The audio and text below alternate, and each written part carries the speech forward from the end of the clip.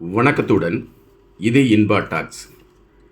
இன்று அமெரிக்காவை பொறுத்தமட்டில் பல விடயங்கள் பரபரப்பாக பேசப்பட்டு கொண்டிருக்கக்கூடிய வேளையில் ஒரு புதிய விடயமாக வெள்ளைத்தங்கம் என்கின்ற ஒரு பெரிய புதையல் அமெரிக்காவிற்கு கிடைத்திருக்கிறது என்ற செய்தி பரபரப்பான ஒரு களத்தை நோக்கி நகர்ந்திருக்கிறது. அது என்ன வெள்ளைத்தங்கம் என்கின்ற பொழுது லித்தியத்தை மையப்படுத்தியதான் அதை குறித்த செய்திகள் எடுத்து வைக்கிறார்கள்.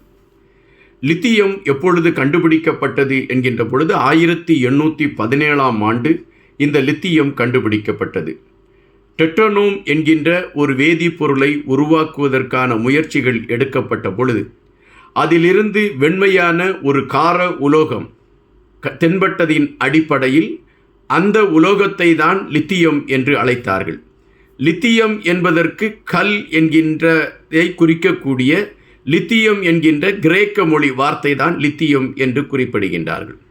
தற்பொழுது இந்த லித்தியம் பல விடயங்களுக்கு, அது மின்சாதனங்களுக்கும் வாகனங்களுக்கான எரிபொருள்களுக்கும் இந்த லித்தியம் மிகப்பெரிய ஒரு உந்து சக்தியாக இருக்கிறது என்பதுதான் நிஜம். வருகின்ற காலங்களில் லித்தியத்துடைய பயன்பாடு அதிகமாக இருக்கும் என்று குறிப்பிடுகின்றார்கள். அப்படியென்றால் இந்த லித்தியத்தை எந்த நாடு அதிகம் வைத்திருக்கிறதோ அந்த நாடு வருமானத்தில் உயர்வான ஒரு தளத்தை நோக்கி நகர்ந்துவிடும் என்பதுதான் பதிவு. அந்த சூழலை வைத்து பார்க்கின்ற பொழுது தற்பொழுது உள்ள சூழலில் அர்ஜென்டினா, பொலிவியா என்கின்ற இந்த 2 நாடுகளிலும் தான் அதிகமான லித்தியம் இருப்பதாக சொல்கிறார்கள். ஆனால் தற்பொழுது அமெரிக்காவில் கண்டுபிடிக்கப்பட்டிருக்கக்கூடிய லித்தியம் இந்த 2 நாடுகளில் இருக்கக்கூடிய அளவீடுகளை விட அதிகமாக இருக்கிறது என்று குறிப்பிடுகின்றார்கள்.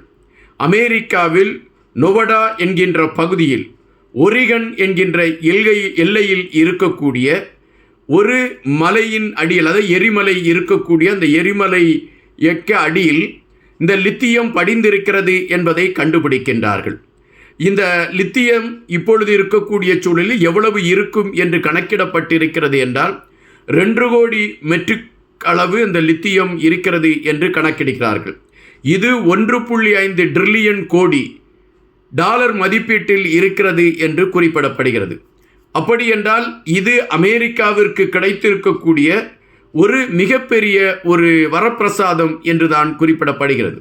அமெரிக்காவை பொறுத்தமட்டில் பல நாடுகளில் தங்களுக்கான எரிபொருள்களை பெற்றுக்கொண்டு பயணிக்கக்கூடிய களத்தில் இந்த லித்தியம் கிடைத்திருக்கக்கூடிய விடயம் அமெரிக்காவிற்கு ஒரு பெரிய ஒரு மகிழ்ச்சியான செய்தி என்றுதான் குறிப்பிடுகின்றார்கள்.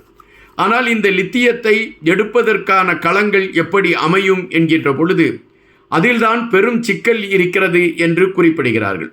அது என்ன சிக்கல் என்றால், அந்த லித்தியத்தை எடுக்கின்ற பொழுது அதை அந்த மலையை உடைத்து எடுக்க வேண்டிய ஒரு சூழல் ஏற்படும். அதுபோல லித்தியத்தை அந்த எரிக்குழம்புகளிலிருந்து எடுக்கின்ற பொழுது அதிலிருந்து புறப்படுகின்ற தூசுகள், மாசுகள் ஒட்டுமொத்தமான சுற்றுப்புற சூழலை அவைகள் சீரழிக்கக்கூடிய ஒரு களத்தை எடுத்துவிடும். அது மக்களுக்கும் அங்கு இருக்கக்கூடிய உயிரினங்களுக்கும் பெரும் பாதிப்பாக மாறிவிடும். அதுபோல் அந்த லித்தியத்தை எடுப்பதற்கான செலவுகள் கூட அதிகமான ஒரு நிலைப்பாட்டை நோக்கி நகர்ந்துவிடும் என்ற செய்திகள் வருகின்றன. அப்படிப்பட்ட சூழலில் இந்த லித்தியத்தை எடுத்து ஒரு வெற்றியான இலக்கை நோக்கி அமெரிக்கா நகர்ந்து விடுமா என்கின்ற கேள்விகள் வைக்கின்ற பொழுது உலக சந்தையில் அமெரிக்கா தன்னை நிலைநிறுத்திக் கொள்வதற்கு எந்தவிதமான முயற்சிகளையும் அது எடுக்கும் என்கின்ற கருத்துகள் பரவலாக பேசப்படுகின்றது. அந்த கருத்துகளின் அடிப்படையை வைத்து பார்க்கின்ற பொழுது இந்த லித்தியத்தை எடுப்பதற்கான முயற்சிகளை அமெரிக்கா மிக தெளிவாக செய்து வெற்றியை ஈட்டிவிடும் என்கின்ற கருத்துகள் வலுவடைந்து இருக்கின்றன. இந்த லித்தியம் தான் நாம் உபயோகப்படுத்தக்கூடிய மின் தேக்கிகள், மின்சாதன பொருட்கள் மற்றும் பல, அதாவது வாகனங்கள், பேட்டரி வாகனம் என்று குறிப்பிடக்கூடிய அந்த வாகனங்கள், இவைகள் அனைத்துமே இயங்குவதற்கான களங்களை கொண்டதாக இந்த லித்திய உருவாக்கப்பட்டிருக்கக்கூடிய அந்த பேட்டரிகள் உபயோகப்படுத்தப்படுகிறது என்பதுதான் நிஜம். எனவே தற்பொழுது அமெரிக்காவை பொறுத்தமட்டில் தனக்கு கிடைத்திருக்கக்கூடிய ஒரு வரப்பிரசாதமாக இதை கருதுகிறது என்பதை நாம் இங்கு பார்க்க வேண்டியதாக இருக்கிறது. அப்படி என்றால் அமெரிக்காவிற்கு ஒரு பெரிய வரப்பிரசாதமாக எரிபொருள் சார்ந்த ஒரு களம் கிடைத்திருக்கக்கூடிய சூழலில் எரிபொருளை மையப்படுத்தி பிற நாடுகளை அழிக்கக்கூடிய களங்களை இனி அமெரிக்கா நிறுத்திவிடுமா என்கின்ற கேள்விக்குள் நாம் போகின்ற பொழுது, அமெரிக்காவை பொறுத்தமட்டில் அப்படி ஒரு எண்ணம் அமெரிக்காவிற்கு வருமா என்பதுதான் கேள்விக்கணைகள். இங்கு உதாரணத்திற்கு சதாம் ஹுசேன் அவர்களை நாம் எடுத்துக்கொள்ள வேண்டும். சதாம் ஹுசேன் அவர்கள் அமெரிக்காவிற்கு மிகப்பெரிய சிம்ம சொப்பனமாக இருந்தார். அமெரிக்காவை பொறுத்தமட்டில் ஈராக்கில் இருக்கக்கூடிய எண்ணெய் வளங்களை சுரண்டி எடுக்க வேண்டும் என்கின்ற நிலைப்பாட்டில் மிக தெளிவாக இருந்தார்கள். ஆனால் சதாம் ஹுசேன் அவர்கள் அதற்கு ஒத்துக்கொள்ளவில்லை. ஒத்துக்கொள்ளாத பட்சத்தில் சதாம் ஹுசேனை எப்படி வீழ்த்துவது என்கின்ற களம் ஆராயப்படுகிறது. அப்படி ஆராயப்பட்ட அந்த சூழலில் சதாம் ஹுசேன் மீது ஒரு கடுமையான குற்றச்சாட்டை வைத்தார்கள். உலகத்தை அழிக்கக்கூடிய மிக பயங்கரமான ஆயுதங்களை ஈராக் தயாரித்து கொண்டு இருக்கிறது என்றும், அதன் அடிப்படையில் போர் ஏதாவது நடைபெற்றால் ஈராக்கில் இருந்து வெளிவரக்கூடிய ஆயுதங்கள் எப்படி ஜப்பான் மீது வீசப்பட்ட அணுகுண்டுக்கு இணையான ஒரு விடயமாக மாறிவிடும், எனவே அதை கட்டுப்படுத்த வேண்டும், ஐநா போன்ற அமைப்புகள் அதற்கு உடனடியான நடவடிக்கை எடுக்க வேண்டும் என்று அமெரிக்க கடுமையான அழுத்தங்களை கொடுத்த பொழுது, ஈராக் நீங்கள் எங்கள் நாட்டிற்குள் வந்து அதை பரிசோதித்துக் கொள்ளுங்கள், ஆய்வு செய்து கொள்ளுங்கள் என்று சொல்கின்றது. அப்படி ஆய்வு செய்வதற்காக அமெரிக்காவில் இருந்து செல்லப்பட்ட குழு அங்கு ஆய்வு செய்கிறது. பல கட்டங்களில் ஆய்வு செய்கிறார்கள். அதன் பின்பு புலனாய்வுத்துறையை அனுப்பி ஆய்வு செய்கிறார்கள். அப்படி ஆய்வு செய்கின்ற பொழுது ஈராக்கில் எந்தவிதமான ஆயுதங்களும் தயாரிக்கப்படவில்லை என்கின்ற செய்திகள் வருகின்றன. அப்படி என்றால் முதலில் அமெரிக்காவின் புலனாய்வுத்துறை சொன்னது பொய்யா, இரண்டாவது போய் விசாரித்த புலனாய்வுத்துறை சொல்கிறது உண்மையா என்கின்ற கேள்விகள் எழுப்புகின்றன. அப்பொழுது அமெரிக்காவின் அதிபராக ஜார்ஜ் புஷ் இருக்கின்றார்.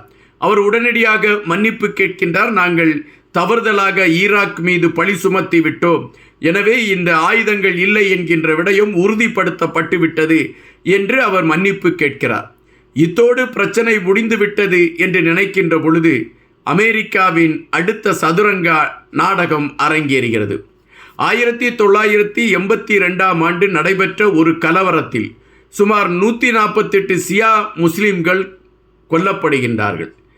அங்கு இந்த முஸ்லிம்கள் கொல்லப்பட்ட விடயத்தில் சதாம் ஹுசேனுடைய கரம் இருக்கிறது என்கின்ற அடிப்படையில் அவர் மீது அமெரிக்கா ஒரு அழுத்தத்தை கொடுத்து அவரை கைது செய்து விசாரணை என்கின்ற கோட்பாட்டுக்குள் அவரை கொண்டு வந்து நிறுத்துகிறது. அந்த விசாரணையில் அவருக்கு தூக்குத்தண்டனை வழங்கப்படுகிறது. அவரை தூக்கிலிட்டு கொள்கின்றது அமெரிக்கா. இதற்கு அமெரிக்கா ஒரு பெரிய நாடகத்தையே உருவாக்கியது. இது எரிபொருளை மட்டும் மையப்படுத்திய களமா என்கின்ற பொழுது அமெரிக்காவை பொறுத்தமட்டில் தன்னை எதிர்க்கக்கூடிய நாடுகளை எதிர்க்கக்கூடிய களங்களை அது மிக தெளிவாக செய்து கொண்டு இருக்கிறது என்பதை விட, தனக்கு தேவையான பொருட்களை எடுப்பதற்கு எந்த நாட்டையும் அழிப்பதற்கு அமெரிக்கா தயாராகும் என்பதற்கான களம் அது என்பதுதான் நாம் இங்கு உறுதிப்படுத்த வேண்டியதாக இருக்கின்றது. எனவே லித்தியம் கிடைத்து விட்டது என்று அமெரிக்கா பிற நாடுகளை அமைதியாக விடுமா என்றால் அது கேள்விக்கணைகளாகவே இருக்கிறது என்பதுதான் வருத்தமான பதிவு. நன்றியுடன் என்பார்.